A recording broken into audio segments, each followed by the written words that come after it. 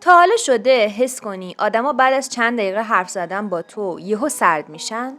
دیدی وقتی داری با شور و اشتیاق حرف میزنی چشمای بقیه رو هوا دنبال یه راه فرار میگرده یا سرشون میره توی گوشیا؟ قبول کن خیلی دردناکه. ولی واقعیت اینه که ما هممون یه سری نقاط کور توی رفتارمون داریم. شاید نچسب بودن تو دقیقاً همون چیزیه که خودت اصلاً متوجهش نیستی. توی این ویدیو قرار 10 مورد از نشونه‌های پنهان رو مثل یه جراحی دقیق بررسی کنیم و از اون مهمتر راهکاری بگیم که چطور از نچسب‌ترین حالت به جذاب‌ترین نسخه خودت تبدیل بشی. پس تا آخر این ویدیو با من بمون، چون شاید همین الان داری یکی از مهمترین دلایل تنهاییت رو نادیده میگیری. شماره 10. اجازه نمیدی بقیه حرفشون رو تموم کنن. وقتی کسی حرفش تموم نشده، بری وسط مکالمه‌اش، طرف حس میکنه دیده و شنیده نمیشه. این باعث میشه مکالمات کوتاه بشن و آدم‌ها ازت فاصله بگیرن. حضور تو من محوره، نه شنونده. مثلا توی جمع یکی شروع میکنه از یه مشکل شخصی گفتن. تو هنوز جمله دومش تموم نشده، میپری وسط و میگی آره دقیقاً همین اتفاق برای منم افتاد، تازه بدترم افتاد. 10 دقیقه بعد همه داستان تو رو شنیدن، ولی هیچ کس یادش نیست مشکل اون چی بود. خب راهکار چیه؟ بعد از تموم شدن حرف طرف 2-3 ثانیه مکث کن. این مکث کوچیک باعث میشه طرف حس کنه دیده و شنیده شده و حرفاش ارزشمنده. شماره 9. هی میخوای ثابت کنی از همه بیشتر میدونی. وقتی مدام میخوای نشون بدی عقل کل هستی، اطرافیانت حس میکنن حرفای اونا اصلا مهم نیست و رابطه به یه رقابت تبدیل میشه. این باعث سرد شدن فضا و کاهش اعتماد میشه. مثلا یکی یه موضوع ساده رو تعریف میکنه، مثل یه تجربه کاری. تو یهو میری تو مود سخنرانی، اصطلاح میگی، تحلیل میکنی، اصلاح میکنی. آخرش یکی میگه باشه بابا ولش کن.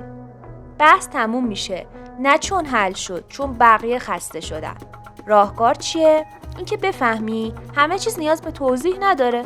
بعضی وقتا فقط گوش دادن کافیه. شماره 8. شوخیات بیشتر سوز داره تا خنده. شوخی وقتی باعث اذیت شدن طرف میشه، حتی اگه به ظاهر همه بخندن، رابطه آسیب میبینه و اطرافیان ازت فاصله میگیرن. شوخی باید حس خوب بده، نه شرمندگی. مثلا جلوی جمع میگی اینو جدی نگیرین، این همیشه همینطوریه. همه میخندن، اون آدمم میخنده، ولی از فرداش دیگه جلوی تو حرف نمیزنه. راهکار اینه که قبل شوخی تصور کنی اگه خودت جای طرف بودی آیا حس خوبی داشتی؟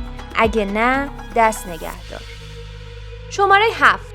پر از انرژی منفی هستی.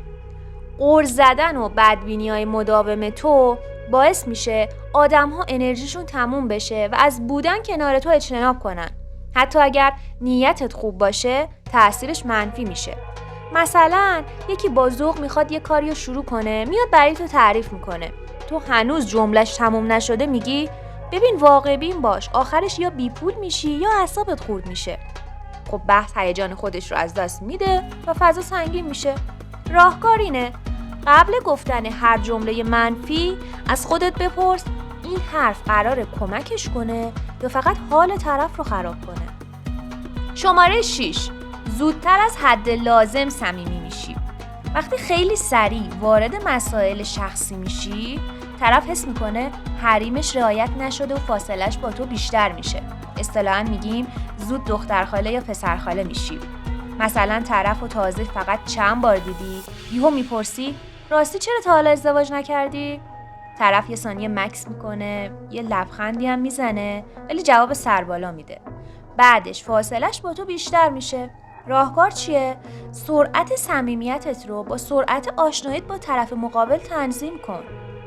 شماره 5. محال قبول کنی اشتباه میکنی. اصرار روی درست بودن بحث باعث میشه اطرافیانت حس کنن نظرشون بیارزشه و بحث تبدیل به جنگ قدرت بشه. مثلا بحث داغه، همه یه لحظه ساکت میشن و منتظرن تو کوتاه بیای، ولی تو بازم ادامه میدی با همون لحن مطمئن.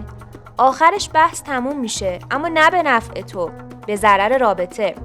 راهکار گفتن جمله شاید حق با تو باشه، بلوغ نه ضعف. شماره 4، همیشه میخوای مرکز توجه باشی. وقتی همش باید نگاه ها به سمت تو باشه، آدم ها حس میکنن شنونده نیستن و کم کم ازت فاصله میگیرن. مثلا جمع ساکته، بحث داره میره سمت یکی دیگه، یهو تو با صدای بلند میگی این که چیزی نی، بذارین من یه چیزی بگم. همه به تو نگاه میکنن و ارتباط قبلی قطع میشه. راهکار اینه که احتیاج گاهی فقط گوش بدی و اجازه بدی دیگران هم بدرخشن. شماره 3، با کوچکترین انتقاد بهت برمیخوره. حالت دفاعی سریع باعث میشه افراد دیگه کمتر باهات صادق باشن و ارتباطشون کوتاه بشه. مثلا یکی خیلی آروم بهت میگه اون حرفت جلو بقیه اذیتم کرد. تو سریع میگی بابا شوخی کردم، چرا انقدر بزرگش میکنی؟ بعدش دیگه چیزی نمیگه.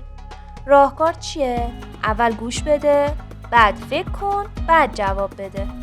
شماره 2، زیادی حرف میزنی. وقتی زیاد و بدون تمرکز حرف میزنی، حواست نی، ولی داری وقت بقیه رو میگیری. اطرافیان انرژیشون هدر میره و علاقهشون کم میشه. مثلا یه وایس 3 دقیقه‌ای میفرستی، آخرش طرف فقط جواب میده اوکی یا باشه. نه چون فهمید تو چی گفتی یا چون دیگه حوصله نداشت. بهتره قبل حرف زدن از خودت بپرسی حرفم تهش چیه؟ و شماره 1 که از همه مهمتره، بی‌ادبی رو گذاشتی به حساب رک بودن. رک بودن بدون احترام باعث ناراحتی دیگران و فاصله گرفتنشون میشه. مثلا یه حرف تند میزنی، فضا سنگین میشه، بعد میگی من رکم دیگه، چیزی تو دلم نی، بلد نیستم الکی حرف بزنم. اینجوری آدما کم کم تصمیم میگیرن کمتر کنارت باشن. قبل حرف زدن 3 فیلتر بذار برای خودت. آیا این حرف درسته؟ آیا این حرف لازمه؟ آیا این حرف الان وقتشه؟ خب رسیدیم به آخر بحث. میدونم این حرف ها سنگین بود، ولی رفیق من، هدف من سرزنش تو نیست. هدف اینه که چشمات باز بشه، چون جذاب بودن به قیافه و پول نیست، به نحوه تعامل تو با آدم‌های اطرافته. همین الان که این ویدیو رو میبینی، تصمیم بگیر فقط روی یکی از این 10 مورد کار کنی.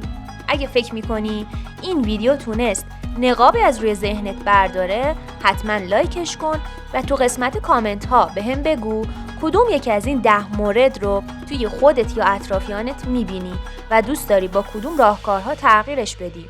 تا ویدیوی دیگه و واشکافی اسرار دیگه زیر نقاب ذهن، بدرود.